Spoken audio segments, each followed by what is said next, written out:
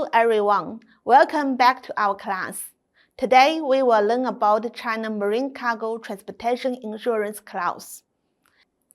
In the international marine insurance market, insurance organizations in various countries have developed their own insurance clauses. In order to meet the needs of international cargo marine insurance, the People's Insurance Company of China has formulated various insurance clauses, collectively referred to as China Insurance Clauses, according to the actual situation of China's insurance and referring to the practices of the international insurance market. Among these terms, cargo transportation clauses are an important component, many including cargo insurance clauses for 4 different modes of transportation: sea, land, air, and post. The Chinese marine cargo transportation insurance terms are divided into 3 categories: basic insurance, additional insurance, and specialized insurance, each of which includes 5 parts: liability scope, excluded liability, liability duration, insured obligations, and claim period. Basic insurance refers to insurance that can be independently underwritten without being attached to any other type of insurance, also known as primary insurance. The basic types of insurance for China's maritime cargo transportation includes FPA, WPA, and all risks. FPA, also known as Ping An insurance, means free from particular average. It does not compensate for particular average caused by natural disasters, excluding severe weather, lightning, tsunami, earthquakes, floods, volcanic eruptions, and waves hitting the sea, but is responsible for compensating for particular average caused by accidents. It is a type of maritime cargo transportation insurance with the smallest liability scope. The liability scope of this kind of insurance is as follows. 1.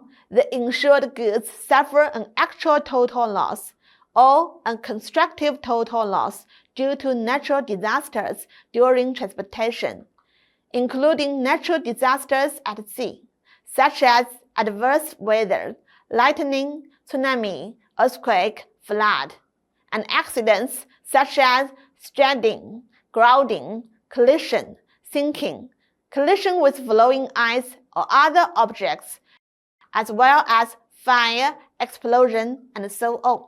2.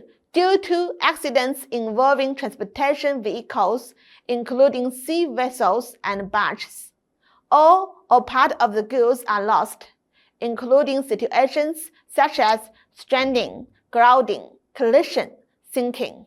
3. Partial losses caused by natural disasters at sea before and after the transportation vehicle has been stranded, hit a reef, sunk, or burned. For example, a ship encountered strong winds and waves at sea, and some seawater entered its cargo hold through the hatch and ventilation duct. When entering the port, it ran aground, causing the second cargo hold's hull to rupture and the seawater to flood into the second cargo hold. Under FPA, the insurer is responsible for compensating for particular losses caused by seawater to the cargo in the second cargo hold, but is not liable for compensation for wet damage to the cargo in other cargo holds. 4. During loading, unloading, and transportation, it compensates for the losses of the entire cargo falling into the sea, but it is not responsible for any scattered losses caused by the entire cargo falling into the sea. 5. Losses and expenses at the port of refuge, including unloading losses and special fees paid at the port of refuge. 6. Sacrifice, contribution and salvage expenses in general average, but not exceeding the insured amount of the batch of goods. 7. Losses under the both to blame collision clause.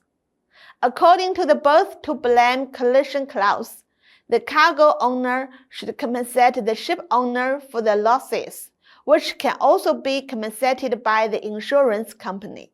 8. Reasonable rescue costs. When the goods are in danger within the scope of insurance liability, the insured shall bear reasonable rescue costs. The liability scope of WPA, which means with particular average, is greater than that of FPA.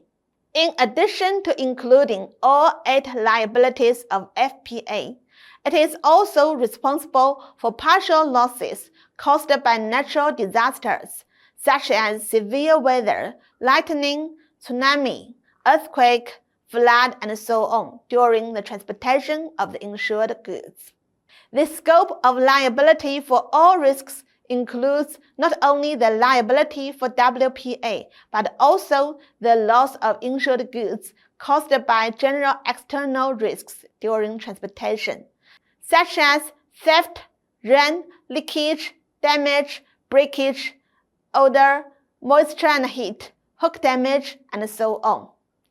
Regardless of total or partial loss, except for certain goods consumed during transportation, the insurance company will provide compensation based on the deductible rates agreed upon by both the insurance company and the insured in the insurance policy.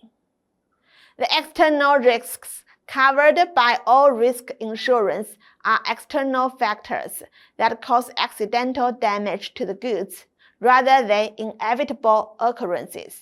If the insured goods suffer natural losses due to their natural attributes or inherent defects, they are not losses caused by external factors, but are inherent and inevitable losses, and the insurer is not responsible, even if they are caused by external factors. For example, spontaneous combustion of fish meal and coal. The external reasons covered by all risk insurance must be unexpected, unforeseeable, and not necessarily inevitable. All risk is the one with the largest liability scope among the 3 basic types of cargo insurance. In trade, the insured can choose any type of insurance according to their own protection needs. When the insured goods suffer losses, the insured is responsible for compensation according to the scope of liability specified in the insurance policy.